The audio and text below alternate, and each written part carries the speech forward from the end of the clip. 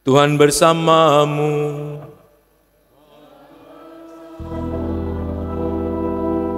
Inilah Injil suci menurut Markus.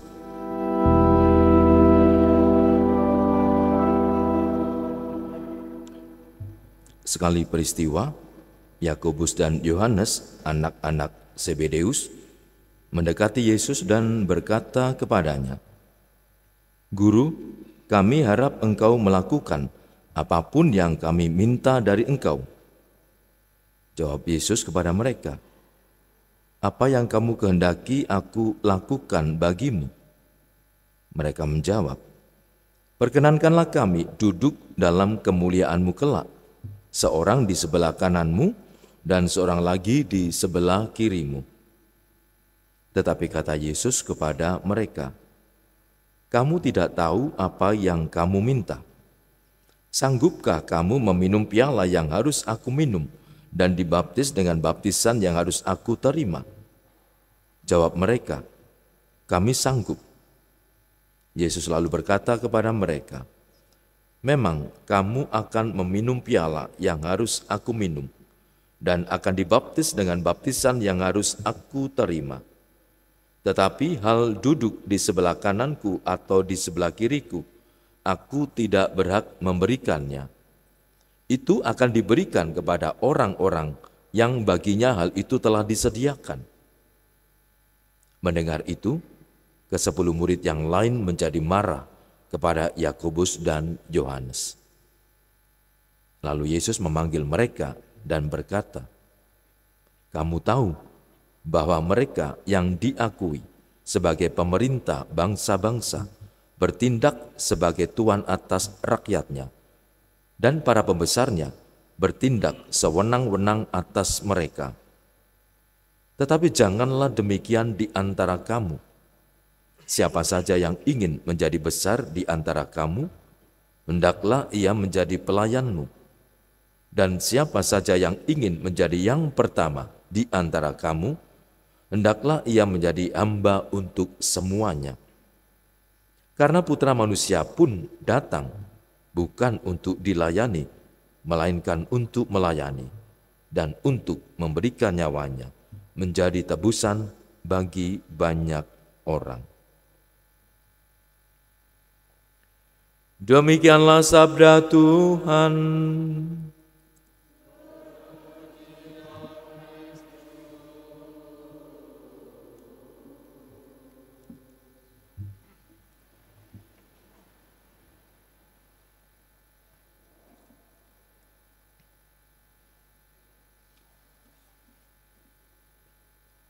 Sabda Yesus, sabda yang kerap kali membuat kita untuk merenungkan dengan sungguh-sungguh. Karena sabdanya itu seringkali sabda yang paradoksal. Bukan kontradiktif, tapi paradoksal. Kalau kamu ingin memiliki nyawamu, kamu harus berani kehilangan nyawamu. Hari ini Yesus juga berkata, siapa yang ingin menjadi yang pertama, harus menjadi hamba. Menjadi besar, harus menjadi pelayan. Paradoksal. Enggak masuk akal. Tapi ketika dilakukan, orang menemukan, iya ini namanya hidup ya seperti ini. Saudara yang terkasih,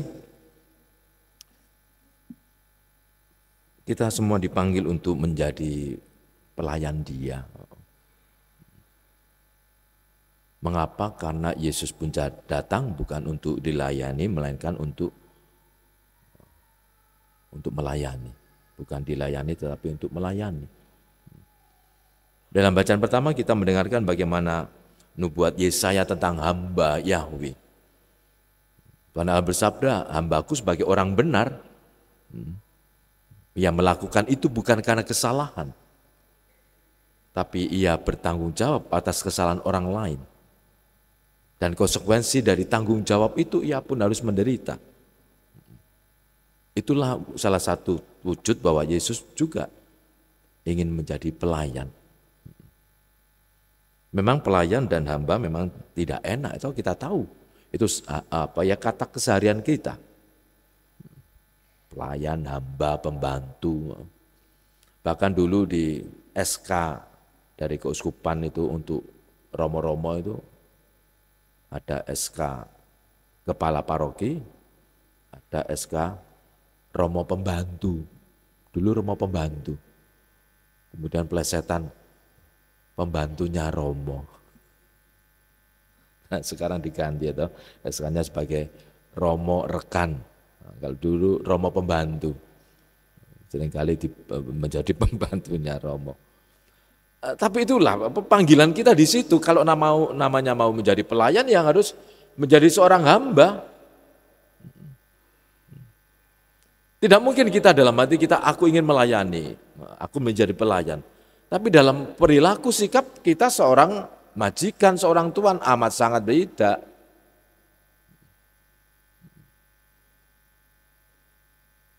Yang aku yakini dalam imanku, Tuhan Yesus menjadi pelayan, aku juga mau melayani.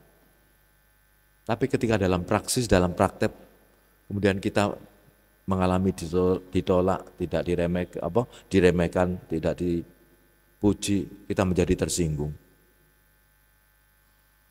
Nah,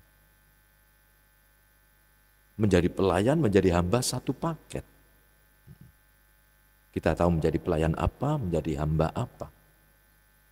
Maka sungguh para saudara yang terkasih, kita melihat bagaimana dinamika itu dalam kehidupan para murid Yesus.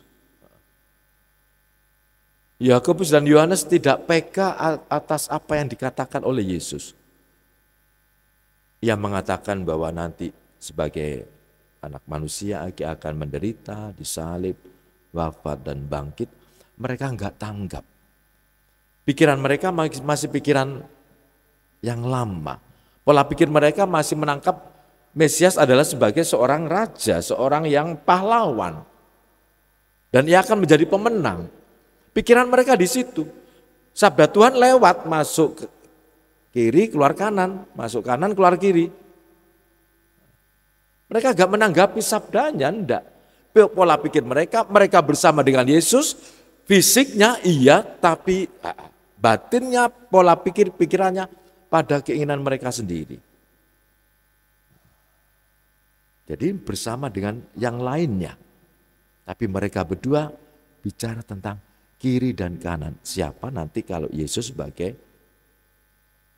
pemenang. Maka mereka meminta itu. Pola pikir mereka tetap Mesias versi Yahudi. Versi Yesus belum merasuk. Maka bagaimana mengenal Tuhan dengan sungguh-sungguh? Kalau kita mengimani Tuhan sebagai seorang abdi, seorang pelayan, apakah ketika aku juga menyatakan diri sebagai abdi pelayan, aku pun juga melakukan itu?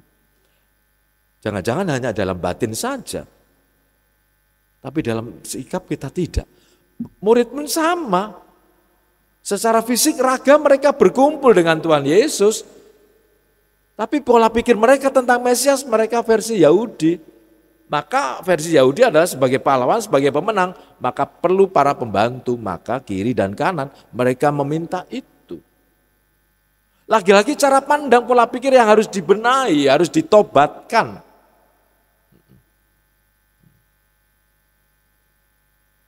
Dan ternyata apakah dua murid itu saja? Enggak. Ternyata kedudukan itu juga menjadi sesuatu magnet bagi murid yang lain. 10 murid yang lain marah. Ketahuan deh, ternyata bukan hanya 2 orang.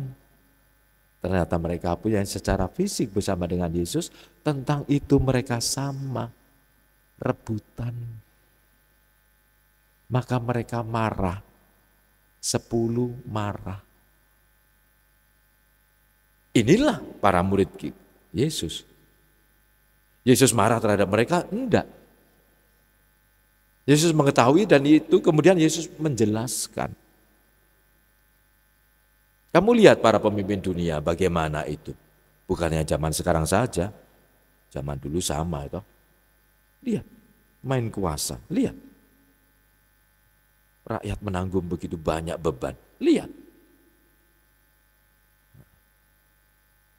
Kamu mau menjadi pertama, oke, aku tahu. Versimu atau versiku? Kalau versiku harus menjadi terakhir. Yang pertama harus menjadi hamba. Mau tidak? Paradoksal. Paradoksal. Yesus menunjukkan itu, lihat. Maka ketika engkau mengendaki tempat itu, engkau pun juga harus punya cara pandang pola pikir seperti aku. Jabatan adalah pelayan. Motomu adalah menjadi pejabat adalah menjadi pelayan. Maka setiap orang Katolik yang terlibat dalam kegiatan kemasyarakatan dan sebagainya, yang menempati posisi kedudukan, harus juga punya cara pandang pola pikir seperti itu. Aku orang Katolik, aku punya kedudukan, jabatan, aku menjadi pelayan, aku menjadi abdi. Bukan menjadi tuan, enggak. Maka para saudara yang terkasih, sungguh-sungguh kita hari ini diingatkan lagi bahwa dinamika kita sebagai para murid adalah dipanggil untuk menjadi pelayan. Kalau ingin yang menjadi pertama, kita juga harus menjadi yang terakhir. Hal semacam ini, keinginan atas kedudukan, tidak hanya di dunia profan, di dunia luar, tidak. Bahkan dalam hidup menggereja pun juga selalu ada. Selalu ada. Ketika saya bertugas di salah satu paroki, kepengurusan berhenti, semuanya harus LPJ toh, semuanya pengurus dan sebagainya, termasuk kaling-kaling dan sebagainya, semuanya beres. Hanya satu kebetulan kaling, ketua lingkungan. Dia enggak mau. Jadi semuanya berkas disimpan atau stempel disimpan. Ya sudah. Saya panggil. Dan memang ada motif yang enggak bagus. Bahwa kedudukan SK, bukankah ini SK saya, SK dari keuskupan. Yang memberhentikan adalah uskup. Kenapa Romo? Romo kan bukan uskup. Bagaimana orang yang ingin melanggengkan keuangan tak digarap itu, tidak ada laporan, sudah saya tegesi, sudah tak tego-tegono itu, sudah ambil, sudah. Inilah para saudara yang terkasih, bukan sesuatu yang salah, tidak, tapi sebagai refleksi bagi kita, bagaimana kita sungguh-sungguh menjadi murid adalah juga menjadi pelayan. Karena Putra Manusia datang untuk melayani. Mari kita mohon rahmat pelayanan itu agar Ia pun juga menjadikan kita seorang abdi, seorang pelayan yang sungguh-sungguh komit dan setia.